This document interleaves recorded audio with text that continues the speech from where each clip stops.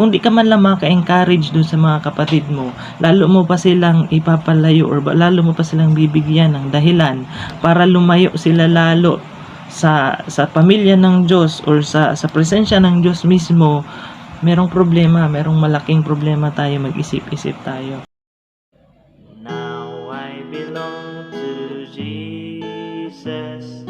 Jesus belongs to me. Not for the years of time alone, but for eternity. Ang video na to ay para sa mga Christian. Kaya kung hindi ka Christian o kunwari Christian ka lang o anti-Christian ka, skip mo na, scroll up ka na. Sobrang nakakalungkot yung mga nangyayari ngayon at mga napopost sa social media.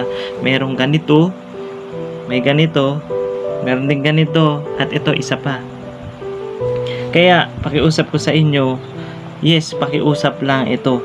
Kasi wala naman talaga akong authority mag-command, at ito ay dahil lang din sa concern ko.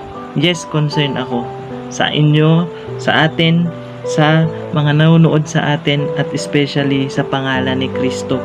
So, please, kung content creator ka, page admin, o Christian na active sa social media, active sa pag-share, active sa pag-comment, please, panoorin nyo to and sana gawin natin to.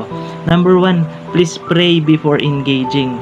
Kasi po, ang lahat ng sinishare natin online or na-upload natin, nakaka-apekto po yun sa maraming tao.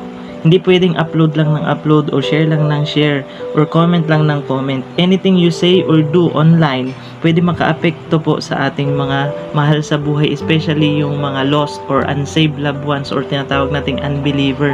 So, paano natin sila malilid kay Christ kung hindi tayo aware or hindi tayo nag-iingat sa mga sinasabi natin?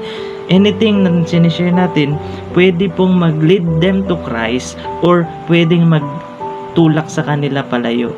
So, meron po tayong responsibility doon.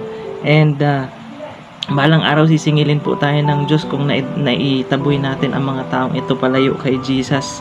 And pray, kasi nga wala tayong sariling kakayahan. Hindi po tayo dapat magtiwala sa sarili nating kakayahan. Sabi ng salita ng Diyos, lean not onto your own understanding.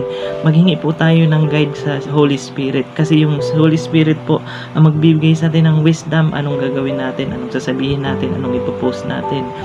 Please read more and talk less. Especially yung binabasa natin, dapat mas maraming binabasa natin na salita ng Diyos. Kasi kung punong-puno tayo ng salita ng Diyos, ang i-share natin salita ng Diyos. Pero kung ang binabasa natin at pinapakinggan is punong-puno ng mga opinion ng mga tao, yun din yung mai-share natin. At mas madalas magkamali tayo kapag ganon. Si Paul winarningan si Timothy, sabi niya, mag-ingat ka sa mga philosophy or sa mga opinion ng science or ng tao. Kasi maraming pwedeng magkamali. Please, kung content creator ka, page admin, or Christian active social media, remember your purpose. Bakit ka ba nag-share? Bakit ka ba nagpo-post? Bakit ka ba nag-upload? Kung genuine Christian ka, dapat ang purpose mo ay maipakilala si Kristo. Kaya, yung maipakilala si Kristo, kaya maipakilala yung gospel. Nagsabi si Paul na, for I determined not to know anything among you except Jesus Christ and Him crucified. Sabi niya, wala na, ang ipakilala ko lang si Jesus, wala na kahit ano na iba. Kung ang purpose natin ay mag-gather lang ng views or kumita ng pera, kailangan nating pag-isipan muli yun. Yung ginagawa natin, kailangan nating ipag-isipan, kailangan nating isaayos yung ating mga ginagawa. Love, not money. Okay? So, kasi it is the root of all evil. So, kailangan nating ulit mag-isip-isip ng mga ginagawa natin. And lastly, sana po, speak grace, speak gospel, speak for edification.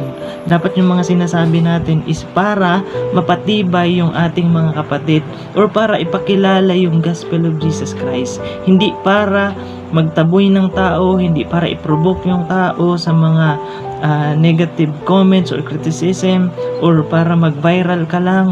kundi dapat, sabi doon, your speech nga is dapat always with grace, seasoned with salt. Na dapat, sabi din ng salita ng Diyos, let all things be done unto edifying. So dapat nakapagpatibay yung mga sinasabi natin. Kung di ka man lang maka-encourage doon sa mga kapatid mo, lalo mo pa silang ipapalayo or lalo mo pa silang bibigyan ng dahilan para lumayo sila lalo sa pamilya ng Diyos or sa presensya ng Diyos mismo. Merong problema, merong malaking problema tayo, mag-isip-isip tayo. So please, ito po pakiusap lang, sana makita natin, sana maisip natin yung mga dapat natin gawin. God bless you.